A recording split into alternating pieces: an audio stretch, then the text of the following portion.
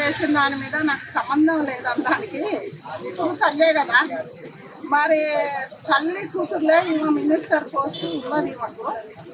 అమ్మాయి మాట్లాడే స్థాయి కాదని మేము అనుకుంటున్నాం. అంటే సోషల్ మీడియాలో కానీ ఎక్కడే కానీ పెద్దలు చిన్నోళ్ళు ఆలోచన అమ్మాయికి స్థాయి తగ్గట్టు మాట్లాడితే బాగుండేది. ఎంతైనా ఇప్పుడు ఆయన ఇచ్చిన వాగ్దానాలు చేయకపోయినా అనవసరం. ఆయన ఒక ముఖ్యమంత్రి హోదాలు ఉన్నాడు కదా, మరి అట్లా మాట్లాడకూడదు కదా, చాలా తప్పు కదా. మాట్లాడకుంటుంటే బాగుండేది. ఏమంటదంటే ఆ సభ్యత్వం కూడా లేదు, నాకు సంబంధం లేదు అంటది. సురేఖక్క సంబంధం లేకుంటే ఎట్లుంటుంది అక్క నీకు? తల్లి కూతురు బంధం ఎట్లుంటుంది? ఇంతకుముందు కూడా ఏదేదో మాట్లాడింది, ఇప్పుడు కూడా మాట్లాడుతుంది.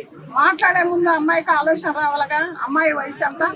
ఆమె ఏమన్నా రాజకీయంలో ఆరుతేరు ఉన్నదా? లేదు కదా. ఎందుకంటే ఏ పార్టీ వాళ్ళైనా ఏదన్నా చేస్తే ప్రతి ఒక్కళ్ళు స్పందించుతారు. అది టీఆర్ఎస్ అయినా కానీ కాంగ్రెస్ కానీ బీజేపీ అయినా ఎవరి వాళ్ళకే మాట్లాడతాం. మీ అమ్మాయి మాట్లాడింది కరెక్ట్ కాదు. ఎందుకంటే మీ దాంట్లో కూడా చాలామంది లేడీస్ వచ్చి కాంగ్రెస్ వాళ్ళు ఎట్లా అడుగుతారు? ఎందుకంటే ఒక హోదాలు ఉన్నప్పుడు ఒకళ్ళతోటి మనం చెప్పించుకోకూడదు కదా. ఇప్పుడు మీ అమ్మాయిని నువ్వు గద్దించుకోవాలి. ఏదో నలుగురు వచ్చి మీటింగ్ పెట్టి నేను రేవంత్ రెడ్డి గారి తోటి ఒక పంజం ఆడినట్టు నేను నాకే పోస్ట్ వస్తుంది, నేనే గెలుతా, మా నాయనకి ఇవ్వకుండా వేరే వాళ్ళకి ఎందుకు ఇచ్చిండు? అలాంటి అవి పెద్దోళ్ళు చూసుకోవాలి, వాళ్ళ అమ్మ చూసుకోవాలి, వాళ్ళ నాయన చూసుకోవాలి. కానీ ఈ అమ్మాయికి మాట్లాడటం అది కరెక్ట్ కాదు. ఎవరికి కూడా అది నచ్చలేదు. ఎందుకంటే అది ఎంతవరకు మాట్లాడాలో అంతవరకే కదా.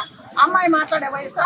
ఆయన నువ్వు ఆ పార్టీలో నీకు సభ్యత లేదు, నీకేం హక్కు ఉందని మాట్లాడవచ్చు. ఓటు వేసిన ప్రతి ఒక్కరికి హక్కు ఉంటుంది. కానీ అవి ఏం మాట్లాడాలా? ఇప్పుడు ఆయన ఏమో తప్పు చేస్తే మాట్లాడాలి, ఒప్పు చేస్తే మాట్లాడాలి. ఇది పదవుల సంగతి. పదవులు అంటే మీ అమ్మకి కూడా ఒకటి ఉంది కదా, మళ్ళీ మీ నాయనకి ఇవ్వాలనే ఉంది. ఎవరు లేరా దునియాలో? ఇంకా చాలా మంది ఉన్నారు కాంగ్రెస్లో సీనియర్ వాళ్ళు ఉంటారు కదా. అట్లా లేకపోతే మాకు ఇవ్వను, అది సామరస్యంగా మీ అమ్మ అడుగుద్ది, మీ నాయన అడుగుతాడు.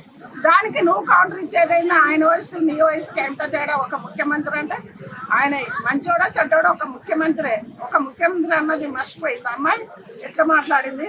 ఎవరు కూడా దీనికి చాలా మంది ఖండిస్తారు. అనకూడదు. ఎందుకంటే ముఖ్యమంత్రి ఇప్పుడు ఆయన ఎవరు అన్నా కానీ అమ్మ అలా అనొద్దాడు. పార్టీ వాళ్ళు ఆటోళ్ళు ఈతలోళ్ళు వాళ్ళు ఒకళ్ళు కౌంటర్లు వేసుకుంటారు. అది వేరు. నువ్వు అదే పార్టీ కదా. నువ్వు ఆయనకు వార్నింగ్ ఇచ్చేదేంది? నువ్వు వార్నింగ్ ఇచ్చేంత పిల్లకాయ అంత పెద్దదాన్ని అయిపోయినావా? ఒకసారి ఇది ప్రజలు ఆలోచించాలి. ఏం ఆలోచించినా ఇట్లా కొట్టినా మళ్ళీ నేను ఎమ్మెల్యేని అవుతా, మళ్ళీ మా అమ్మ ఎంపీ, నేను ఎంపీ అవుతానంటే అవి పిచ్చి కాలాలు. వచ్చేది బీజేపీ లేకపోతే టీఆర్ఎస్ అంట.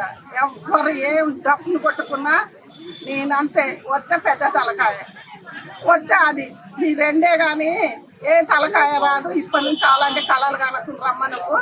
నువ్వు ఇప్పటి నుంచి పంజాలు వేసి నేనే గెలుతా పరకాల కనుకు. పరకాల గెలిచేటోళ్ళు నీకంటే మించిన వాళ్ళు. దేశానికి ఎవరు మంచి చేస్తే వాళ్ళు, ప్రజలకు ఎవరు న్యాయం చేస్తే వాళ్ళు వస్తారు. నేనే వస్తానంటే అమ్మ మీరు ప్రజలకు ఏ న్యాయం చేసి ఎన్ని ఇచ్చిన కొంపలన్నీ కూలుకుంటుంటే కొంపలు కురిసినా ఏది కురిసినా ఆయన ఒక ముఖ్యమంత్రి. మీ అమ్మ మీ నాయనకు అది అధికారం ఉంటుంది అడుగుదానికి. ఇంకా మీ ఇంట్లో మొత్తానికి ఒక్కొక్కరికి ఎంపీ పదాలు ఇచ్చుకుంటా పోతే మరి ఉన్నోడు ఎడిపోవాలా? ఈగలు పట్టుకుంటే వెళ్ళిపోవాలా? సీనియర్లు కూడా ఉన్నారు. అది మర్చిపోయామా మాట్లాడుతుంది.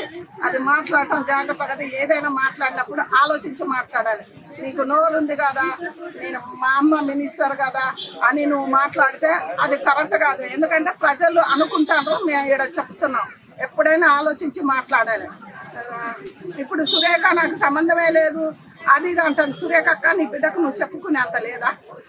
నువ్వు చెప్పుకునే అంత ఉందిగా బిడ్డ. నువ్వు ఇలాంటి వాక్యాలు మాట్లాడకూడదు, అది మేము మాట్లాడాలి అని ఆ మాత్రం చెప్పుకోదా సురేఖ అక్క? మరి ఇంకేంది? అందు గురించే ఇలాంటి సంఘటనలు మాట్లాడకూడదని అమ్మాయికి అది కరెక్ట్ కాదని మా లాంటి వాళ్ళు అనుకుంటున్నాం.